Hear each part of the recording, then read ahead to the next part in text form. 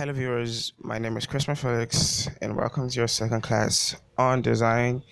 In this tutorial, we are going to be considering typography.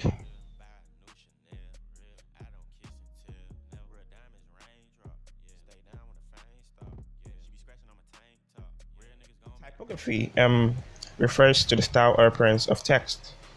That's the basic definition of typography. It refers to the art of working with text.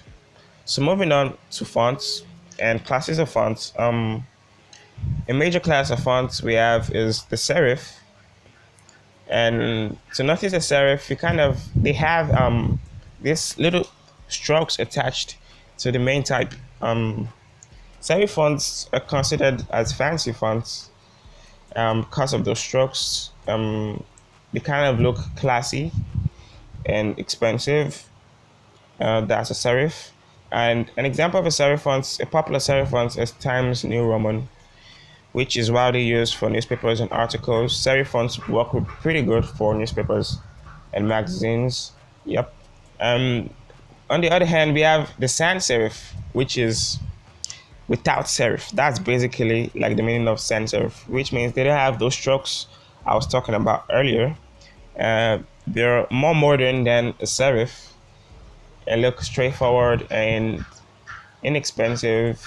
If you want to do a minimalist design, you want to use a sans serif font. They really look clean and nice. I use the sans serif a lot.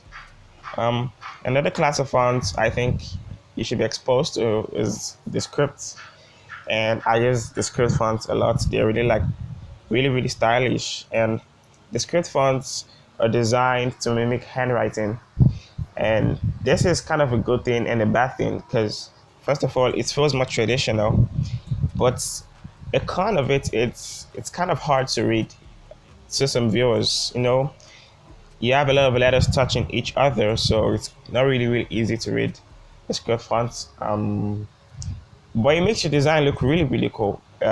You should not use more than one script font per design, unless it's gonna look really messed up. It's gonna look like so much, and in design less is more, so you want to keep things minimal and balanced. So a quick hack I'll tell you is you never use script fonts in capital letters because it's gonna look really terrible. That's one thing about script fonts. You will never want to use them in capital letters because it looks really bad. And the last class of fonts we'll be talking about today is the fonts called decorative fonts. And decorative fonts are designed to be used for attention-getting headlines. They should really be used as bold fonts. You don't want to use them bold. And it's still kind of just limited to a decorative font per design because you don't want so much style in your design. Like I said earlier, less is more. So that's pretty much all about classes of fonts. And right now we're going to go into typographic basics. There's some kind of properties we can add to text, and I think it's important for any designer to know, especially when you have good texts, and it's important to your design. It helps your typography totally. The first one I'd go for is font size, which is like, obviously everybody knows what font size refers to, like increasing the size of a font. That's a typographic basic.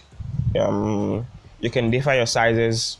It's good combining a tall font with a short font. There's something I always say to designers: when it comes to fonts, opposites attract. Yeah, and I'll show you that when you enter Photoshop. It's like you want to use a tall font and a short font. You want to vary the sizes a lot. It really makes your design look better. You want to use a serif and a sans serif on the design. You don't want to use a serif and a serif. It's not really going to look so cool. It might work, but it might not really look so cool. You want to use a bold font and a light font together. Those kind of opposite properties, you just want to combine both of them together. It's pretty much makes your design look balanced. I really go for that. Another typographic basic is tracking, and we have kerning and leading. We'll be looking into all that in Photoshop. So I think we should go in Photoshop right now.